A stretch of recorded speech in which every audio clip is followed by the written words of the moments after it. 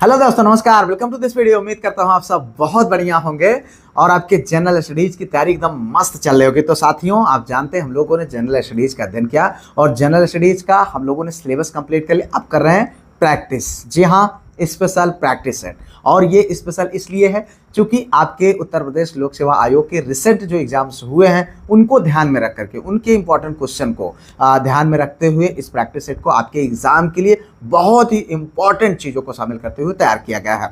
यहाँ पर आपको बिल्कुल आपके एग्जाम जैसे क्वेश्चन देखने को मिलेंगे। साथियों, आप जानते हैं ये सब कुछ आपको मिल सकता है। जो कुछ भी मैं पढ़ाता हूँ, बोलता हूँ, सब कुछ पीडीएफ के रूप में, वीडियो, उसके साथ साथ टेस्ट भी कराए गए हैं और आगे भी होंगे। और उसके साथ साथ आप ये सारा मटेरियल आप प्राप्त करना चाहते हैं तो अपना एप्लीकेशन भी अब आ चुका है ऐप प्ले स्टोर में।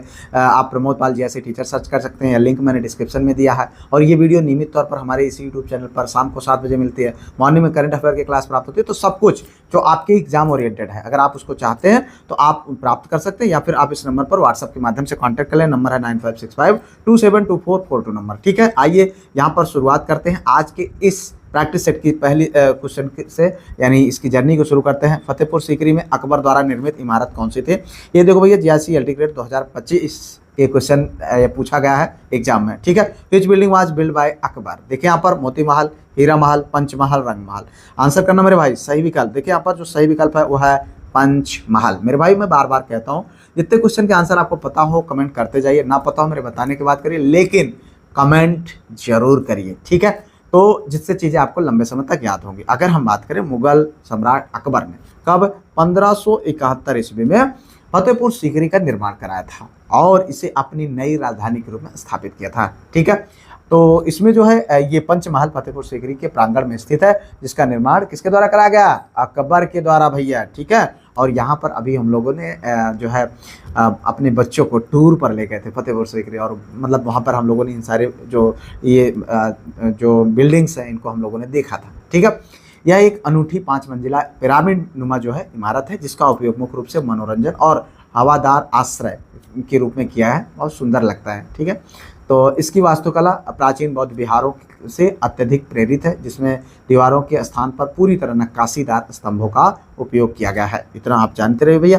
चलो आगे देखो, यह है प्लान्ड इकोनॉमी फॉर इंडिया के लेखक। ठीक है, आपको बताना है who is the author of planned economy for India? Sir M Visvesvaraya, doctor K P Mathur, K M Munshi, C B Raman sahab. देखिए मेरे भाई, आप जानते हैं ये वीडियोज बहुत मेहनत से तैयार होते हैं, तो आप कृपया इनको लाइक, चैनल को सब्सक्राइब, हाइप, शेयर जरूर किया करें। ठीक है, और अभी तक आपने चैनल को सब्सक्राइब नहीं किया है तो तुरंत करिए। हाँ, एप्लीकेशन पर सारा मटेरियल है और इसके साथ साथ उसको एक्सेस करिए, बहुत ज़्यादा दिमाग मत लगाइए। ये जो क्वेश्चन की श्रृंखला आपको देखने को मिल रही है, इससे आपको कम से कम आपके एग्जाम में कम से कम 50% क्वेश्चन निश्चित तौर पर देखने को मिलेंगे, क्योंकि इसको हमने बहुत सोच बूझ करके, बहुत सारी चीज़ों को ध्यान में रख करके इस प्रैक्टिस सेट को तैयार किया। अब इसका आंसर दीजिए। सर एम विश्वेश्वरैया, ये इसका सही आंसर है। ठीक है, ये सर एम विश्वेश्वरैया साहब है। यहाँ पर आप इनकी जो है चित्र को देख भी सकते हैं। ठीक है, अगर हम बात करें जो है यह ऐतिहासिक पुस्तक कब प्रकाशित हुई? 1934 में। कब? 1934। ये भी क्वेश्चन बन जाएगा। ठीक है, कि ये कब प्रकाशित हुई थी? 1934 में, जिसने जो है भारत में आर्थिक नियोजन की पहली ठोस नींव रखी थी। इस पुस्तक में भारत के राष्ट्रीय आर्थिक विकास के लिए एक विस्तृत 10 वर्षीय योजना का प्रस्ताव रखा गया था। ठीक है, इससे जो है उनके इस अमूल्य योगदान के कारण ही सर विश्वेश्वरैया को भारत में आर्थिक नियोजन का प्रणेता यानी Pioneer of economic planning in India कहा जाता है।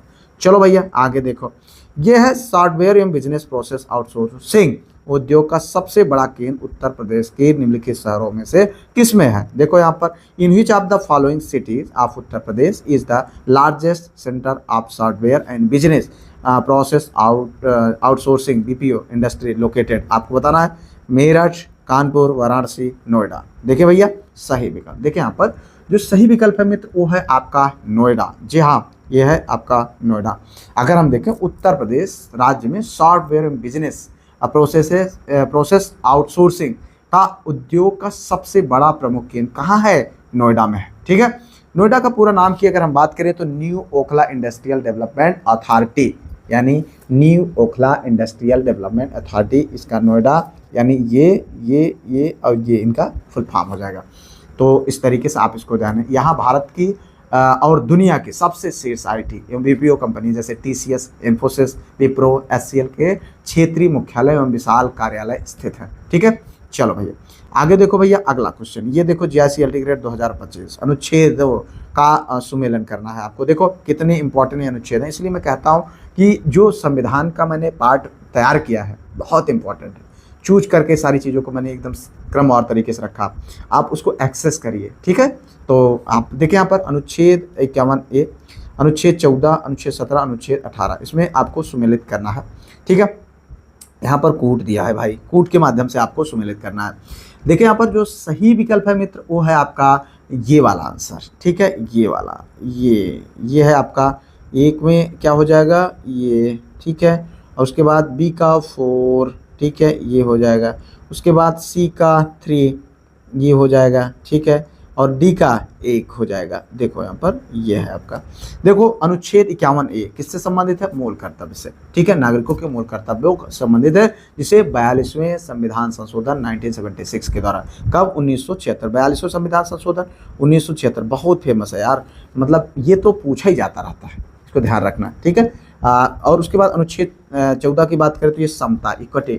ठीक है, किससे, इक्विटी से संबंधित है। भारत के राज्य क्षेत्र में किसी भी व्यक्ति को विधि के समक्ष समता और विधियों के समान संरक्षण का मौलिक अधिकार प्रदान है। ठीक है, अब बात करें अनुच्छेद 17, भैया फ्रिक्वेंटली पूछा जाता रहता है ये क्वेश्चन, अस्पृश्यता का अंत। ठीक है, समाज में अस्पृश्यता यानी जो है एवोल्यूशन ऑफ अनटचएबिलिटी को कड़ा प्रावधान का, जिसके तहत किसी भी रूप में आचरण को मतलब दंडनीय अपराध घोषित किया गया है। अब बात करें अनुच्छेद 18 की, ये उपाधियों का अंत है। ठीक है, राज्य द्वारा सेना व विद्या संबंधित सम्मान के अलावा उपाधियों के अंत का प्रावधान करता है, ताकि समाज में समानता को स्थापित किया जाए। नहीं तो महाराजाधिराज पता नहीं क्या क्या घटोत्कच अपना जो है उपाधि धारण करे रहे लोग।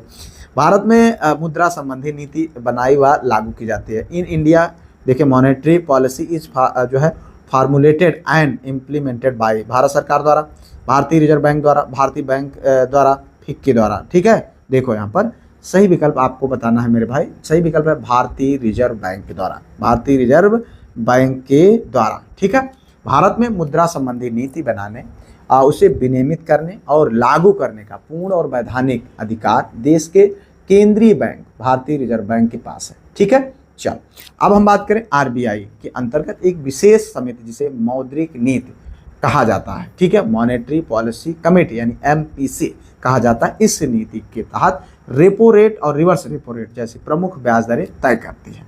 ठीक है, इस नीति का मुख्य उद्देश्य भारतीय अर्थव्यवस्था में मुद्रास्फीति यानी इन्फ्लेशन पर नियंत्रण रखना और मूल्य स्थिरता बनाए रखते हुए आर्थिक विकास यानी इकोनॉमिक ग्रोथ को गति देना है।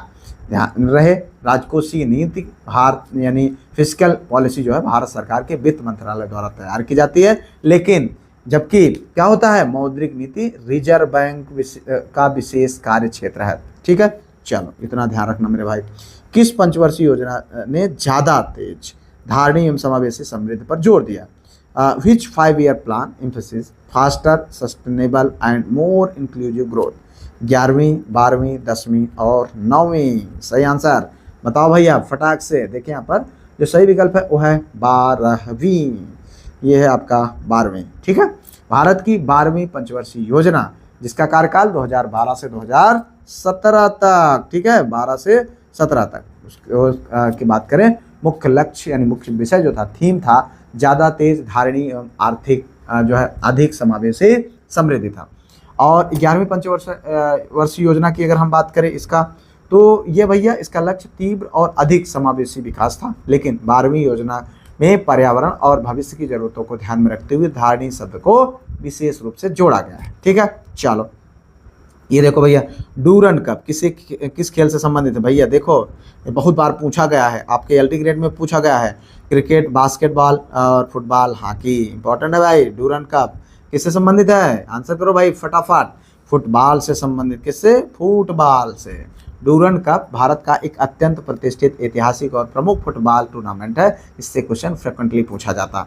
यह न केवल भारत का बल्कि एशिया का सबसे पुराना, दुनिया का तीसरा सबसे पुराना मौजूदा फुटबॉल टूर्नामेंट है। ठीक है, इस टूर्नामेंट की ऐतिहासिक शुरुआत वर्ष 1888, कब? 1888, ठीक है, में हिमाचल प्रदेश के शिमला में सर जो मोर्टिमर डूरंड द्वारा की गई थी। वर्तमान समय में इस टूर्नामेंट के सफल आयोजन डूरंड फुटबॉल टूर्नामेंट सोसाइटी और भारतीय सशस्त्र बलों द्वारा संयुक्त रूप से किया जाता है। चलो भैया, ये देखो, ये है आपका निम्नलिखित में से किसने गांधी इरविन समझौते में महात्मा गांधी के साथ लाभ को सांत्वना पुरस्कार कहा था।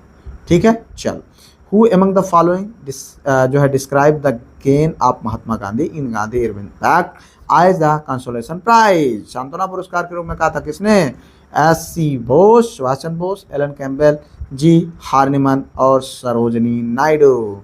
आंसर करो भैया। देखिए यहाँ पर जो सही विकल्प है वो एलन कैम्पबेल जॉनसन ने कहा था। किसने कहा था? एलन कैम्पबेल जॉनसन ने कहा था। अगर हम बात करें 5 मार्च 1931 में, कब? 5 मार्च 1931 में क्या हुआ था? ठीक है, महात्मा गांधी और तत्कालीन ब्रिटिश वायसराय लॉर्ड इरविन के बीच ऐतिहासिक राजनीतिक समझौता हुआ। इसे जो है गांधी इरविन समझौता यानी दिल्ली पैक्ट कहा जाता है। इस समझौते के परिणाम स्वरूप कांग्रेस ने अपना सविनय अवज्ञा आंदोलन स्थगित कर दिया और दूसरे गोलमेज सम्मेलन में भाग लेने के लिए सहमति व्यक्त कर दी। अब प्रसिद्ध ब्रिटिश जीवनीकार और लेखक एलन कैम्पबेल जॉनसन ने इस समझौते का विश्लेषण करते हुए महात्मा गांधी को मिले लाभों को महज एक सांत्वना पुरस्कार कहा। ठीक है, चलो आगे बढ़ो भैया। अगला क्वेश्चन ये देखो, प्रथम अंतरिम सरकार राष्ट्रीय सरकार की घोषणा कब की गई थी? When was the first interim national government announce? 22 August 1946, 24 August 1946, 23 August 1946, 25 August 1946। Answer करना। देखिए यहाँ पर जो सही विकल्प है भैया वो है 24 अगस्त 1946। ये है सही विकल्प, 24 अगस्त 1946। ब्रिटिश शासन से सत्ता के हस्तांतरण की प्रक्रिया के दौरान भारत की प्रथम अंतरिम राष्ट्रीय सरकार की ऐतिहासिक घोषणा 24 अगस्त 1946 को किया। इस अंतरिम सरकार का गठन नवनिर्वाचित संविधान सभा के सदस्यों में से किया गया। ठीक है, पंडित जवाहरलाल नेहरू के नेतृत्व में इस पहली राष्ट्रीय सरकार ने आधिकारिक रूप से 2 सितंबर 1946 को अपना कार्यभार ग्रहण किया भैया। ठीक है, मुस्लिम लीग प्रारंभ में इस अंतरिम सरकार का हिस्सा नहीं बनी, लेकिन लॉर्ड बेबल के प्रयासों से बाद में अक्टूबर 1946 में, कब? अक्टूबर 1946 में, ठीक है, लेके 5 प्रतिनिधि भी इस सरकार में शामिल हो गए। चलो भैया आगे देखो, यह है उत्तर प्रदेश सरकार। देखो यहाँ पर यह है करंट अफेयर का द्वारा उत्तर प्रदेश गौरव सम्मान 2025 कितने व्यक्तियों को प्रदान किया गया? How many individual have been awarded the Uttar Pradesh Gaurav Samman 2025 by the government of Uttar Pradesh? 2, 4, 5, 6। Answer करो भैया। देखिए यहाँ पर जो सही विकल्प है वो है आपका यहाँ पर 5। ठीक है, क्या है भैया? 5। जी हाँ, उत्तर प्रदेश सरकार ने के सांस्कृतिक विभाग द्वारा राज्य का अत्यंत प्रतिष्ठित उत्तर प्रदेश गौरव सम्मान 2025-26 के लिए कुल 5 विशिष्ट विभूतियों को प्रदान किया गया। यह सम्मान 24 जनवरी 2026 को उत्तर प्रदेश दिवस के ऐतिहासिक अवसर पर लखनऊ के नवनिर्मित राष्ट्र प्रेरणा स्थल पर आयोजित समारोह में केंद्रीय गृह मंत्री अमित शाह द्वारा प्रदान किया। इस वर्ष इस सर्वोच्च पुरस्कार से सम्मानित होने वाले 5 व्यक्ति में अंतरिक्ष यात्री और विंग कमांडर जो है शुभांशु शुक्ला, जी हाँ अभी बहुत चर्चित रहे, जो कि अंतरिक्ष विज्ञान संबंधित फिजिक्स वाला के संस्थापक अलख पांडे साहब को, ठीक है, शिक्षा एवं नवाचार के लिए दिया गया। साहित्यकार डॉक्टर हरिओम पवार को साहित्य के रूप में, रश्मि आर्य को महिला सशक्तिकरण और कृषि वैज्ञानिक डॉक्टर सुधांशु सिंह को इसके लिए दिया गया। ठीक है, इस सम्मान के अंतर्गत चयनित प्रत्येक जो है विभूति को राज्य सरकार की ओर से 11 लाख रुपए नगद सम्मान राशि, एक प्रशस्ति पत्र और अंग पत्र प्रदान करके सम्मानित किया गया। ठीक है, चलो भैया आगे देखो, यहाँ पर है दक्कन का निम्नलिखित में से कौन सा राज्य अकबर द्वारा विजिट किया गया? Which of the following Deccan state was conquered by Akbar? Golconda, Bidar, Bijapur, Ahmednagar. Answer करो भाई फटाक से। देखें यहाँ पर जो सही विकल्प है वो है अहमदनगर।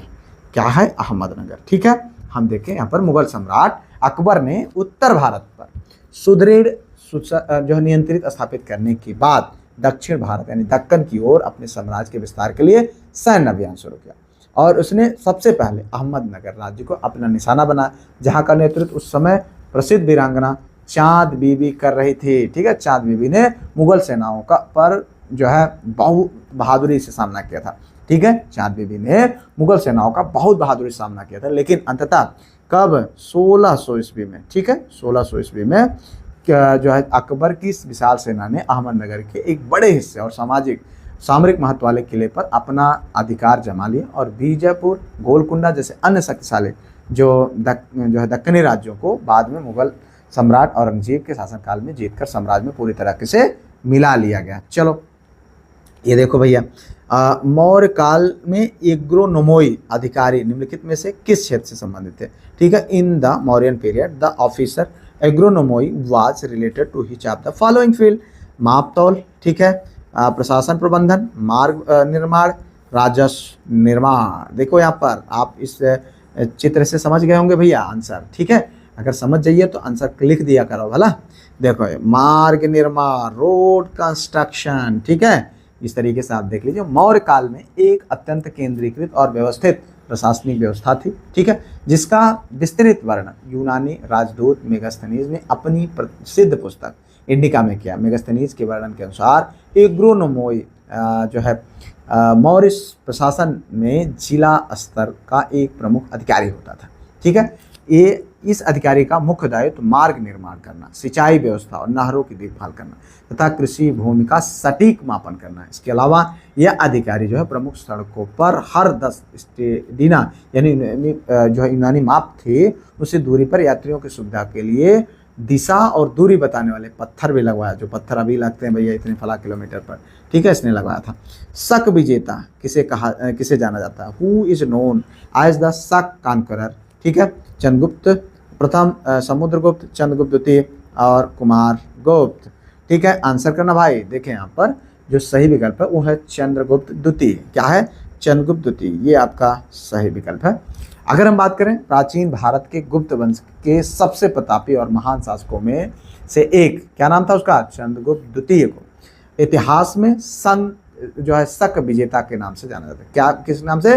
शक विजेता के नाम से जाना जाता है, ठीक है। उन्होंने 400 ईस्वी के आसपास पश्चिमी भारत में 300 वर्षों से शासन कर रहे शक, अंतिम शक क्षत्रप शासक रुद्र सिंह तृतीय को युद्ध में पूरी तरह पराजित करके मार डाला, ठीक है। शकों के इस समूल नाश और जो है शानदार सैन्य विजय के उपलक्ष्य में चंद्रगुप्त द्वितीय ने विक्रमादित्य और सकारी की उपाधि धारण की। सकारी इसलिए कि शकों का शत्रु, ठीक है। इस ऐतिहासिक विजय की स्मृति उन्होंने गुप्त साम्राज्य में पहली बार विशेष चांदी के सिक्के भी जारी किए, जिसे रुपयक कहा जाता था, ठीक है। चलो भैया ये देखो, निम्नलिखित युगों में कौन सुमेलित नहीं है? विच of the following pair is not correctly match? यह है ग्रंथ, यह है लेखक। बालचरित भाष, सारिपुत्र प्रकरण, अश्वघोष, कालिंग पटरानी और जयंगोदर, जो है त्रिशणी लक्षण, महापुराण, नेमिनाथ, ठीक है। चलो आंसर करना भैया। देखिए यहाँ पर जो सही विकल्प है वो है त्रिशणी लक्षण महापुराण, ये है आपका। यहाँ पर कौन सही सुमेलित नहीं है? तो ये नेमिनाथ का नहीं है, ठीक है।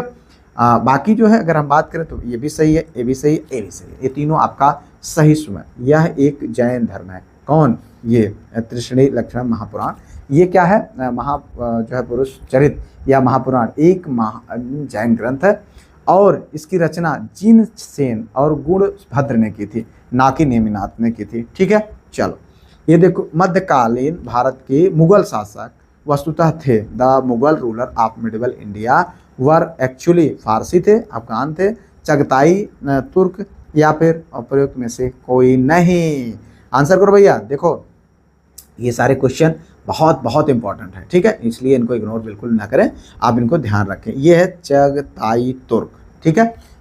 मध्यकालीन भारत में मुगल साम्राज्य की नींव रखने वाले जहीरुद्दीन मोहम्मद बाबर और उनके सभी वंशज मूल रूप से नस्ल के आधार पर चगताई तुर्क थे। कौन थे? चगताई तुर्क थे, ठीक है। और बाबर अपनी नसों में एशिया के 2 महान योद्धाओं का खून लेकर आया था। वह अपने पिता की ओर से तैमूरलंग यानी तुर्क का 5वां वंशज और अपनी माता की ओर चंगेज खान यानी मंगोल का 14वां वंशज था, ठीक है। तो इस तरीके से समझ लीजिए। इस राजवंश का नामकरण चंगेज खान के दूसरे पुत्र चगताई के नाम पर हुआ और जो है इसलिए इसे चगताई तुर्क कहा जाता है। यद्यपि भारत में बसने के बाद मुगलों ने अपनी राजकाज की भाषा दरबारी संस्कृत के रूप में फारसी को अपना लिया, लेकिन उनकी मूल उत्पत्ति मध्य एशियाई तुर्क मंगोल परंपरा से ही हुई थी, ठीक है। देखो ये JCLT ग्रेड का क्वेश्चन भैया। लोकसभा में ऑनलाइन गेमिंग विधेयक कब प्रस्तुत किया गया? देखो 30 अगस्त, 20 अगस्त, 17 जुलाई, 2 सितंबर 2025। देखिए यहाँ पर जो सही विकल्प है वो है आपका ठीक है, बी आंसर 20 अगस्त 2025। ये देखो भैया, ठीक है, लोकसभा में ऑनलाइन गेमिंग विधेयक का पास किया गया। When was the online gaming bill introduce. आज भारत ने तेजी से बढ़ते ऑनलाइन गेमिंग क्षेत्र को विनियमित करते हुए उपयोगकर्ताओं को एक सुरक्षित डिजिटल वातावरण प्रदान करने के उद्देश्य से 20 अगस्त 2020 को लोकसभा में ऑनलाइन गेमिंग जो है बिल पारित किया। इस महत्वपूर्ण विधेयक का प्राथमिक उद्देश्य कौशल आधारित खेलों और मतलब गेम ऑफ स्किल और भाग्य आधारित खेलों के बीच एक स्पष्ट कानूनी सीमा रेखा खींचना, ताकि इंटरनेट पर चल रही अवैध सट्टेबाजी और जुए का प्रभावी रूप से, जैसे ड्रीम 11 में चलता था भाई साहब, देख करके गुस्सा लगते थे। लेकिन अब क्या किया जाए, इंडियन क्रिकेटर उतनी बड़ी बड़ी जर्सी जहाँ सीने पर ड्रीम 11 लेके टहल रहे हैं। इंडिया छोटा है, बहुत अच्छा, मतलब सरकार का ये इससे बड़ा, मतलब मैं इसको बहुत बड़ा कदम मानता हूँ कि इसको इन्होंने बहुत अच्छा किया। हज़ारों लाखों लोग बेचारे जो है जुआरी होते जा रहे हैं, जिसको देखो वही टीम बना रहा, सब 1 करोड़पति के चक्कर में लाखों लोग जो बड़े बड़े क्रिकेटर हैं भाई, वो क्या कर रहे हैं, प्रचार कर रहे हैं और प्रचार करके आम लोगों को उसमें ढकेल रहे हैं। उनको इतनी शर्म नहीं आती कि हम तो करोड़ों कमा रहे हैं, काहे हम लोगों को फंसाएं। लेकिन ठीक है भैया, ये दुनिया है। यहाँ पर देखो, निम्नलिखित में से किस रिट का प्रावधान भारत के संविधान में नहीं किया गया। Which of the following writ is not provided for in the constitution of India. प्रतिषेध, परमादेश, अधिकार परीक्षा, निषेधाज्ञा। ठीक है, आपको आंसर करना है। यहाँ पर देखिए जो सही विकल्प है वो है निषेधाज्ञा। निषेधाज्ञा, इंजक्शन। ठीक है, भारतीय संविधान के अनुच्छेद 32 यानी सर्वोच्च न्यायालय के लिए, अनुच्छेद 226 किसके लिए, उच्च न्यायालय के लिए जो है अंतर्गत नागरिकों और मौलिक अधिकारों को लागू कराने के लिए विशेष याचिकाएं या रिट जारी करने का अधिकार होता है। अनुच्छेद जो है 32 के अंतर्गत किसको जो है पावर है, सुप्रीम कोर्ट को, और अनुच्छेद 226 के अंतर्गत उच्च न्यायालय को ये पावर है। ठीक है, संविधान में स्पष्ट रूप से 5 प्रकार की रिटों का उल्लेख किया गया, जिसमें बंदी प्रत्यक्षीकरण, ठीक है, हैबेस कॉर्पस, परमादेश, ठीक है, मैंडेमस, प्रतिषेध यानी प्रोहिबिशन, उत्प्रेषण और अधिकार परीक्षा। ठीक है, ये सब है। चलो भैया आगे देखो, यह है मनरेगा कार्यक्रम।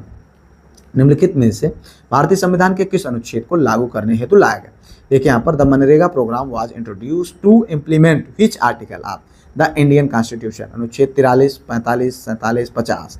आंसर करो भाई फटाक से। देखिए यहाँ पर जो सही विकल्प है वो है अनुच्छेद 43, अनुच्छेद 43, ये है आपका सही विकल्प। मनरेगा भारत सरकार द्वारा शुरू किया गया दुनिया का सबसे बड़ा ग्रामीण रोजगार गारंटी और गरीबी निवारण कार्यक्रम है। ठीक है, भारतीय संविधान के भाग 4 में राज्य के निर्देशक तत्वों के अंतर्गत अनुच्छेद 43 राज्य को यह निर्देश देता है कि सभी कर्मकारों के लिए निर्वाह, मजदूरी जो है शिष्ट जीवन स्तर और काम की उचित दशाएं सुनिश्चित करें, और इसी को लेकर के ये बनाया गया। ठीक है, आगे देखो, सदन के एक सदस्य से स्पीकर बोलने को मना करते हुए दूसरे सदन को बोलने को कह सकता है। इसे क्या कहते हैं, इसे कहा जाता है क्या, the speaker can ask one member to stop speaking and allow another member to speak to. क्या है ये, शिष्टाचार, दल बदल, प्रश्न पूछना, यील्डिंग द फ्लोर। इसको क्या बोला जाता है भैया, बताओ फटाक से। ये है यील्डिंग द फ्लोर। क्या है, क्या बोला जाता है इसको, यील्डिंग द फ्लोर। संसदीय प्रक्रिया और नियमों की शब्दावली में जब सदन का पीठासीन जो अधिकारी होता है, जैसे लोकसभा का स्पीकर, किसी भाषण दे रहे सदस्य को रुकने का निर्देश देता और किसी अन्य सदस्य को अपनी बात रखने का अवसर देता, तो इसको, इस प्रक्रिया को अंग्रेजी में यील्डिंग द फ्लोर कहा जाता है। ठीक है, यह संसदीय लोकतंत्र में एक अत्यंत महत्वपूर्ण और औपचारिक प्रक्रिया है, जिसका उपयोग सदन में व्यवस्थित रूप से चर्चा, बहस और समय के प्रबंधन के लिए किया जाता है। शिष्टाचार का तात्पर्य अगर हम बात करें तो ये है भैया, सदन के भीतर शांति, गरिमा और संसदीय मर्यादा बनाए रखने के लिए, जो होती ही नहीं है। ठीक है, दल बदल, दल बदल का मतलब आप जान ही रहे हैं भैया, इस समय राघव चड्ढा जी आए और बहुत चर्चा चल रहा है। संसदीय अर्थ किसी निर्वाचित सदस्य द्वारा अपने मूल राजनीतिक दल को छोड़कर किसी अन्य में, ठीक है, शामिल हो जाना। चलो भैया आगे देखो, अगला क्वेश्चन, क्रांतियों का सुमेलन करना। ये देखो, अभी हमने इसको पढ़ाया हुआ था और रियलिटी ग्रेड में पूछा भी गया। अभी आपके जो कृषि वाला है उसमें बहुत व्यवस्थित तरीके से चीज़ें हैं, इसलिए मैं कह रहा हूँ कृषि, पर्यावरण, आपका संविधान, मॉडर्न हिस्ट्री और करंट अफेयर बहुत इंपॉर्टेंट, इतना पढ़ लीजिए और ये प्रैक्टिस कर लीजिए, बहुत काम हो जाएगा आपका। ठीक है, अब देखो यहाँ पर कूट के माध्यम से इनको आपको बनाना है। देखिए यहाँ पर ये है चारों कूट। ठीक है, अब देखें जो सही सुमेलित है भैया, यहाँ पर जो वो है डी आंसर। ठीक है, क्या है डी आंसर, ये 1 का 3, ये है 1, ये है श्वेत जो कि मिल्क। ठीक है, बी का 4 ब्लू जो कि मत्स्य। ठीक है, सी का 1 येलो जो कि मतलब ये किससे है, तिलहन से, ठीक है। डी का 2 यानी हरित किससे है, खाद्यान्न से। तो इस तरीके से आप यहाँ पर इसको समझ सकते हैं। श्वेत क्रांति, इसे ऑपरेशन फ्लड के नाम से जाना जाता है, ठीक है। इसका सीधा संबंध देश में दूध और डेयरी उत्पादों को बड़े पैमाने पर बढ़ाने, और डॉक्टर वर्गीज कुरियन इसके जनक माने जाते हैं। ये भी पूछा जाएगा, डॉक्टर वर्गीज कुरियन, ठीक है, डॉक्टर वर्गीज, ठीक है, वर्गीज कुरियन साहब, ठीक है, याद रखना। अब अगर हम बात करें नीली क्रांति का, यह मुख्य रूप से भारत में मत्स्य पालन और समुद्री उत्पादों और जलीय कृषि की तीव्र से व्यवस्था है, ठीक है। अगर हम बात करें पीली क्रांति, या इसका उद्देश्य भारत में खाद्य तेलों विशेष रूप से तिलहन जैसे सरसों, सूरजमुखी आदि से के उत्पादन में जो है आत्मनिर्भरता प्रदान करना है, ठीक है। अब हम बात करें हरित क्रांति, आप जानते हैं बहुत इंपॉर्टेंट है। उन्नत मतलब इसका संबंध जो है आधुनिक कृषि तकनीकों, उन्नत बीज और उर्वरकों के उपयोग से खाद्यान्न, मुख्य रूप से गेहूं, चावल और उत्पादन में अभूतपूर्व वृद्धि करना, ठीक है। तो ये हो जाएगा। आगे बढ़ो भैया, अगला क्वेश्चन, निम्नलिखित में से कौन सा रोग आनुवांशिक है। विच of the following disease is the जो है हेरिडेटरी यानी जेनेटिक, ठीक है। बेरी कैंसर, बढ़ानता, फाइलेरिया, ये बहुत इंपॉर्टेंट है, पूछा जाएगा, ठीक है। यहाँ पर सही विकल्प है भैया कलर ब्लाइंडनेस, ये है कलर ब्लाइंडनेस, ठीक है। वर्णांधता एक एक्स लिंक्ड आनुवांशिक विकार है जो माता पिता से उनके संतानों में उत्परिवर्तित जीन के माध्यम से स्थानांतरित होता है। इस आनुवांशिक रोग से ग्रसित व्यक्तियों को आंखों के रेटिना में संक कोशिकाएं की कमी या खराबी होती है, जिससे मुख्य रूप से लाल और हरे रंग के बीच अंतर पहचानने में असमर्थता होती है। बाकी बेरी भैया ये विटामिन B1 यानी थायमिन की कमी से होता है, गंभीर बीमारी है। फाइलेरिया की बात करें तो ये रोगी मच्छर जो कि जो है मुख्यतः क्यूलेक्स मच्छर के काटने से होता है, ठीक है। इस तरीके से आगे बढ़ो भैया, अगला क्वेश्चन, निम्नलिखित नदियां में से कौन सी नदी भ्रंश यानी फाल्ट घाटी से प्रभावित होती है। Which of the following river flows through a rift valley, ठीक है। तापी, महानदी, कृष्णा, तुंगभद्रा, आंसर करो। यहाँ पर देखो भाई, जो सही विकल्प है उसको आपको बताना है, ठीक है। यहाँ पर देखें जो सही विकल्प है वो है तापी। हमने बहुत बार तापी यानी ताप्ती ये इस तरीके से कहाँ भ्रंश घाटी में प्रवाहित होती है, ठीक है। तो भारत के प्रायद्वीपीय पठार में मुख्य रूप से 3 नदियां बहती हैं। पहला तो नर्मदा, दूसरा तापी, तीसरा दामोदर, भ्रंश घाटियों से होकर के गुजरती हैं, ठीक है। नर्मदा, तापी और दामोदर, ठीक है, दामोदर बोलो। भ्रंश घाटी का निर्माण तब होता है जब पृथ्वी की जो विवर्तित प्लेटें यानी प्लेटें जो होती है, तनाव के कारण 2 समानांतर दरारों के बीच का भूभाग नीचे की ओर धंस जाता है। तापी नदी मध्य प्रदेश के बैतूल जिले में सतपुड़ा पर्वतमाला से निकलती है और सतपुड़ा तथा अजंता पर्वत श्रेणियों के बीच बनी इस भ्रंश घाटी में पूर्व से पश्चिम दिशा की ओर प्रवाहित होते हुए अरब सागर में गिर जाती है, ठीक है। महानदी कृष्णा और तुंगभद्रा की बात करें भ्रंश घाटी में नहीं बहती है। ये प्रायद्वीपीय पठार की प्राकृतिक ढलान का अनुसरण करते हुए पश्चिम से पूर्व की ओर बहकर बंगाल की खाड़ी में जाकर के डेल्टा बना करके गिर जाती हैं। तो इसको ध्यान रखिएगा मेरे भाई। उष्मागतिकी रूप से कार्बन का सबसे स्थिर रूप कौन सा, which is the most stable form of carbon, जो है थर्मोडायनेमिकली, ठीक है।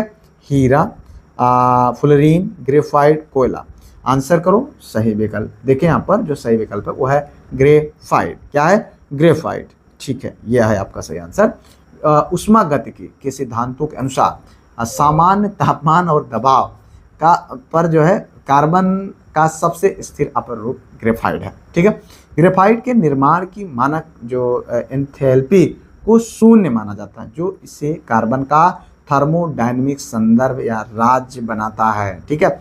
आगे बढ़ो भैया, अगला क्वेश्चन यहाँ पर देखें, पृथ्वी की सतह से ऊपर उपग्रह की ऊंचाई पर जो है ऊंचाई बढ़ने पर कक्षा को पूरा करने में लगने वाला समय, as the height of satellite above the earth's surface increase, the time taken to complete an orbit, ठीक है। घटता है, बढ़ सकता है या घट सकता है, बढ़ता है, बराबर रहता है, आंसर करना भैया। देखो यहाँ पर जो सही विकल्प है वो है आपका क्या, उसको आपको बताना है, वो है बढ़ता है यानी इंक्रीज, ठीक है। ये आपका सही विकल्प है, ठीक है।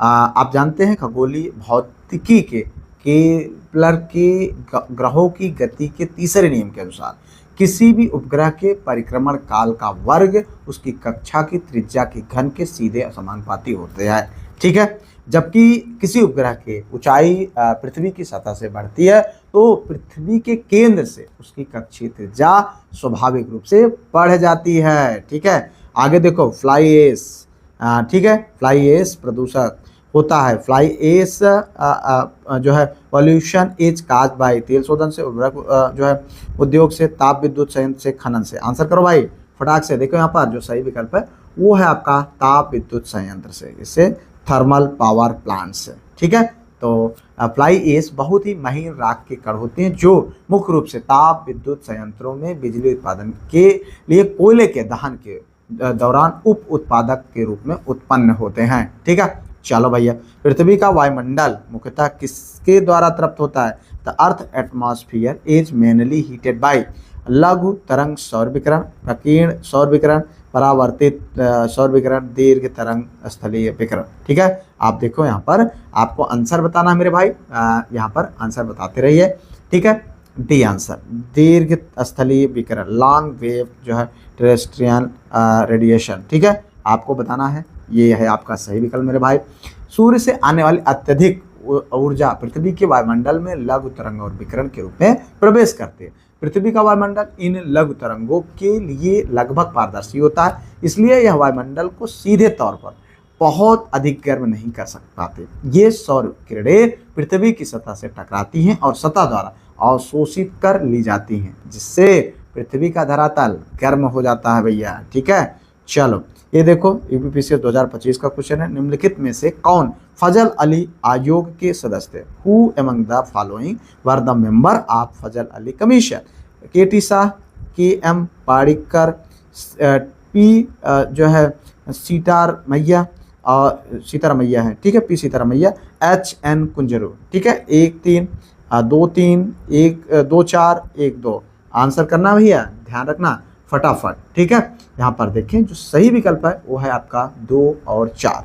क्या है? 2 और 4, ये आपका सही विकल्प है। ठीक है, यहाँ पर देखें ये है के.एम. पडिक्कर और H.N. कुंजरू, ये फजल अली आयोग के सदस्य थे। ठीक है, चलो यहाँ पर देखें स्वतंत्रता के बाद भाषाई आधार पर राज्यों के पुनर्गठन की बढ़ती मांग का अध्ययन करने के लिए भारत सरकार ने दिसंबर 1953 में, कब दिसंबर जो है 1953 में क्या किया था? ये आयोग का, फजल अली आयोग का गठन किया था, राज्य पुनर्आयोग का गठन किया था। ठीक है, चलो आगे देखो भैया अगला क्वेश्चन। यहाँ पर किस फसल को फसलों का ऊंट कहा जाता है? Which crop is known as the camel crop? LT grade 25 का क्वेश्चन है भाई। ठीक है, ज्वार, बाजरा, रागी और कोदो। आंसर करना फसलों का ऊंट। ठीक है, यहाँ पर देखें सही विकल्प है भैया वो है ज्वार। क्या है? ज्वार। ये देखिए ये है, हाँ सरगम, ये है आपका फसलों का ऊंट। ये देखो यहाँ पर क्यों कहा जाता है? क्योंकि भैया ये बहुत ऊंचे पर इसका फल मिलता है। ठीक है, एकदम ऊंचे पर, टुंडी पर जाकर लगता है और ये लंबा भी होता है। ज्वार एक मोटा अनाज जिसमें विश्व स्तर पर इसकी असाधारण सूखा सहिष्णुता और विपरीत परिस्थितियों में जीवित रहने की क्षमता के कारण क्या कहा जाता है इसको? फसली ऊंट। ठीक है, दोनों, एक तो ऊंचा, दूसरा जो है ये विपरीत परिस्थितियों में भी जिंदा रहता है। ठीक है, चलो आगे देखो भैया, ये है 2025 पीसीएस का परीक्षा का एग्जाम क्वेश्चन। मानव विकास सूचकांक के संदर्भ में निम्नलिखित में से कौन सा ऐसे कथन सही है? With reference to human development index which of the following statement is are correct? ठीक है, यूएनडीपी ने 1990 में अपनी पहली मानव विकास रिपोर्ट प्रकाशित की थी। ठीक है, जिसमें मानव विकास सूचकांक था। The UNDP publish it's first human development report in 1990 which included the human development index. ठीक है, मानव विकास सूचकांक विकसित करने वाली पहली टीम का नेतृत्व महबूब उल हक और एस प्रीसनेर ने किया। ठीक है, आप देखो इनको, आपको बताना केवल 2, 1-2 दोनों, ना तो 1 ना ही 2, ये ओनली आंसर करना मेरे भाई। यहाँ पर एक ऊंट के माध्यम से आपको इनका आंसर देना है। ठीक है, यहाँ पर देखिए जो सही विकल्प है वो है ओनली 1, ये वाला आपका आंसर सही है। ठीक है, ऐतिहासिक रूप से सत्य और जो है संयुक्त राष्ट्र विकास कार्यक्रम यानी यूएनडीपी ने वर्ष 1990 में अब पहली बार अपनी वार्षिक मानव विकास रिपोर्ट प्रकाशित की थी। इसी रिपोर्ट के माध्यम से दुनिया के सामने मानव विकास सूचकांक को प्रस्तुत किया गया। ठीक है, अब ये देखें तो ये कथन भैया आपका गलत है। ठीक है, चलो देखो जैव विविधता, ये देखो एलटी ग्रेड 2025, जैव विविधता हॉटस्पॉट किस आधार पर परिभाषित किए जाते हैं, on what basis are biodiversity hotspot defined. देखिए यहाँ पर वनस्पति, ठीक है, और सभी जीवधारी, फसलों की विविधता, जंतु यानी एनिमल। आंसर करना है किसके आधार पर परिभाषित किए जाते हैं, तो जो सही विकल्प है मित्र वो है वनस्पति के द्वारा। हालांकि अलग अलग जगहों पर अलग अलग आंसर मिला है, लेकिन इसका जो सही आंसर माना गया है के द्वारा वो वनस्पति है, ठीक है, और यही सही है। जैव विविधता हॉटस्पॉट पृथ्वी के जैविक रूप से अत्यंत समृद्ध क्षेत्र हैं जो मानवीय गतिविधियों के कारण विनाश के गंभीर खतरे का सामना करते हैं। और इन अवधारणा को 1988 के कब 1988 में जो है नॉर्मन मायर्स द्वारा प्रस्तुत किया गया है। और कंजर्वेशन इंटरनेशनल के अनुसार किसी क्षेत्र को हॉटस्पॉट घोषित करने के लिए दो अत्यंत सख्त मापदंड होते हैं और दोनों ही मुख्य रूप से वनस्पति पर आधारित है, ठीक है। पहला मानदंड उस क्षेत्र से कम 1500 प्रजातियां संवहनी पौधों की होनी चाहिए जो स्थानिक हो, और अर्थात वे पौधे जो है दुनिया में और कहीं नहीं पाए जाते हैं, ठीक है। और दूसरा मानदंड क्या था, उस क्षेत्र का जो है कम से कम 70% प्राथमिक या मूल वानस्पतिक आवरण नष्ट हो चुका है, जो कि खाद्य श्रृंखला का आधार वनस्पतियां हैं, और इसलिए जंतु के बजाय वनस्पतियों को हॉटस्पॉट परिभाषित करने का प्राथमिक आधार माना गया है, ठीक है। चलो आगे देखो, यहाँ पर यूपीपीसीएस 2025 क्वेश्चन फिर से देखने को मिल गया।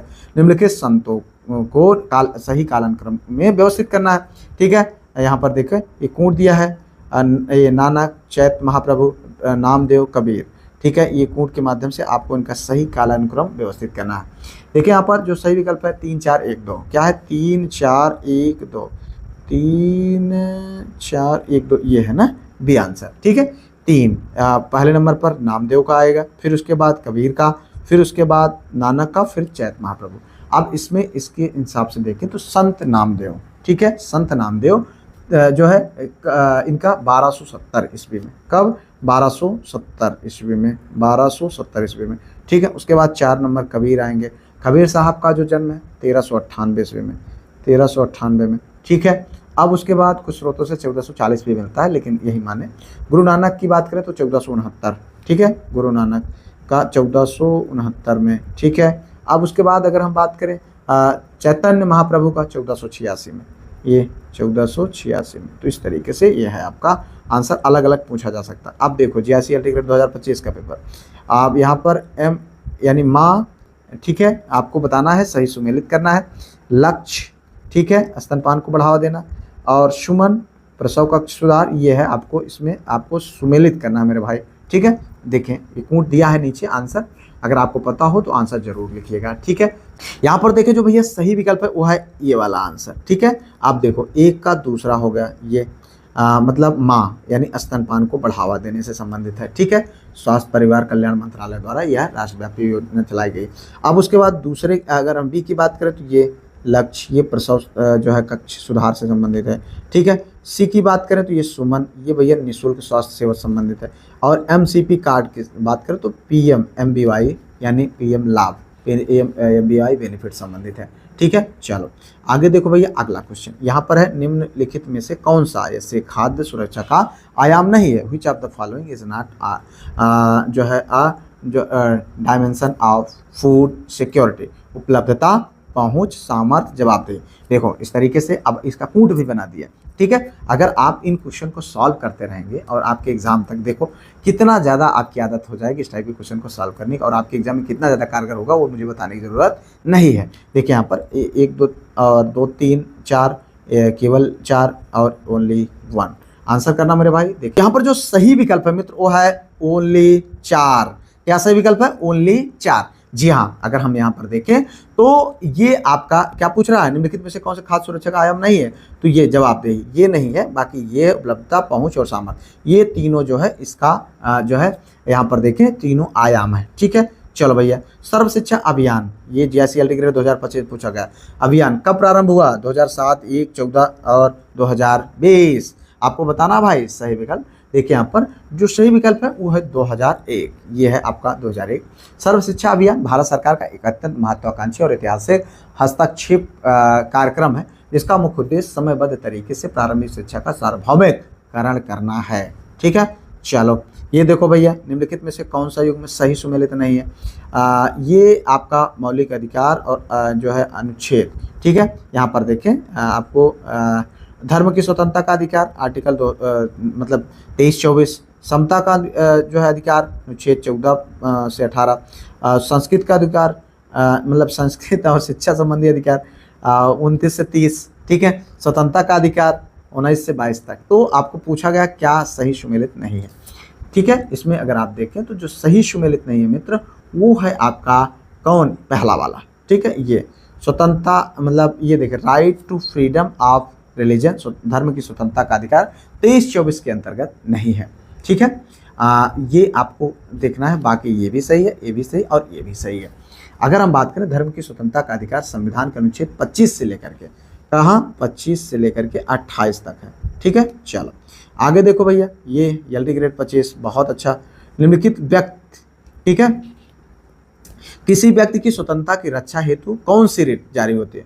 विच रिट प्रोटेक्ट पर्सनल लिबर्टी, अधिकार परीक्षा, परमादेश, बंदी प्रत्यक्षीकरण, प्रतिषेध। आंसर करो भाई। देखो ये अनुच्छेद 32 के अंतर्गत दी गई, ये बहुत इंपॉर्टेंट है। इसमें देखें बंदी प्रत्यक्षीकरण, हारबास कार्पस, ठीक है। अनुच्छेद 32 और मतलब सर्वोच्च न्यायालय, अनुच्छेद 226 उच्च न्यायालय के अंतर्गत नागरिकों के मौलिक अधिकारों की रक्षा के लिए 5 प्रकार की रिटें दी गई हैं, ठीक है। जिसमें बंदी प्रत्यक्षीकरण, ये बहुत ही इंपॉर्टेंट। आगे बढ़ो भैया, अगला क्वेश्चन यहाँ पर देखो, यह है रीजनिंग का क्वेश्चन। श्याम का परिचय देते हुए एक महिला ने कहा कि इनके ससुर के पिता मेरे ससुर हैं। श्याम का उस महिला से क्या संबंध है, बताओ। ये क्या पूछ रहा है, इनके ससुर के पिता मेरे ससुर हैं, ठीक है। श्याम का introducing Shyam a lady that the father of his father in law in is my father in law. आपको बताना भैया, पति, पुत्र, दामाद, पिता। क्या पूछ रहा है, सही विकल्प आपको बताना भैया। देखें यहाँ पर वो है दामाद, सासू जी कह रही हैं, ठीक है। इनके ससुर के पिता मेरे ससुर हैं, ठीक है। देखो ये देखो, निम्नलिखित में से कौन सी फसल मोटा अनाज नहीं है, ठीक है। गेहूं, मक्का, ज्वार, बाजरा। Which is not coarse cereal, ठीक है। आपको बताना भैया। यहाँ पर देखें एलडी ग्रेड में पूछा गया क्वेश्चन, इंपॉर्टेंट है। तो यहाँ पर सही है गेहूं, क्या है, गेहूं। अगर आप देखें यहाँ पर ये मोटा अनाज नहीं है, बाकी ये भी है, ये भी है, ये भी है। चलो आगे देखो आज के सेकंड लास्ट क्वेश्चन की ओर, और देखें यह है आशीष सुबह 7 बजे से में 20 मिनट पर अपने घर से निकलता है, 25 मिनट में कुल्हाड़ के घर पहुंचता है, अगले 15 मिनट में अपना नाश्ता खत्म करके अपने ऑफिस के लिए निकल जाता है। ऑफिस पहुंचने में कुल्हाड़ के घर के लिए से किस समय निकलते हैं। तो ये देखो भैया, आपका यहाँ पर आपको ये जोड़ घटा करके आपको इसका सही आंसर निकालना है। गणित का क्वेश्चन है, आप मिला लीजिएगा। मेरे हिसाब से जो सही विकल्प है वो 7:20, ठीक है। ये आपका सही आंसर है। बढ़ते हैं आज के इस अंतिम क्वेश्चन की ओर, जो कि जीआईसी एलडी ग्रेड 2025 में पूछा जा चुका है। जून 2025 में किस देश ने 2 बच्चा नीति समाप्त की। Which country ended it's 2 child policy in June 2025। Japan, Bharat, Australia, Vietnam. Answer करना भाई, 2 बच्चे की नीति समाप्त किया किसने, आपको बताना है, वो है वियतनाम। आंसर करना भैया, वियतनाम, ठीक है। तो ये देखें, ये करंट अफेयर का क्वेश्चन रहा। कहने का मतलब ये है, और जनसंख्या नियंत्रण के कड़े उपायों के तहत वियतनाम में लंबे समय से एक सख्त 2 बच्चा नीति लागू थी। इस नीति के तहत कम्युनिस्ट पार्टी के सदस्यों और आम नागरिकों को 2 से अधिक बच्चे पैदा करने पर जुर्माना देना पड़ता था या दंडात्मक कार्रवाई का सामना करना पड़ता था। हाल ही के वर्षों में वियतनाम तेजी से घटती जन्म दर और तीव्रता से बूढ़ी होती आबादी जैसी अत्यंत गंभीर जनसांख्यिकी चुनौतियों का सामना कर रहा है, और श्रम शक्ति की भारी कमी रोकने और दीर्घकालिक आर्थिक विकास को बनाए रखने के उद्देश्य से ऐसी दंडात्मक नीतियों को समाप्त कर दिया, ताकि युवा परिवारों को अधिक बच्चे पैदा करने के लिए प्रोत्साहित किया जा सके। तो इस तरीके से हम लोगों ने यहाँ पर इंपॉर्टेंट 40 क्वेश्चन देखा, और उम्मीद करते हैं ये आपके लिए बहुत बहुत बहुत ज़्यादा कारगर साबित हो रहा होगा, ठीक है। फिलहाल आप इस नंबर पर कांटेक्ट कर लीजिए 9565272442 नंबर पर। और अभी तक आपने वीडियो को लाइक, चैनल को सब्सक्राइब, हाइप शेयर नहीं किया तो कर लीजिएगा। PDF ग्रुप जरूर ज्वाइन करिए, यानी आप जो एप्लीकेशन है उस पर डाउनलोड करके जरूर आप ज्वाइन करिए। मिलते हैं किसी और वीडियो में किसी और टॉपिक पर, तब तक के लिए जय Hind, Vande Mataram, best of luck.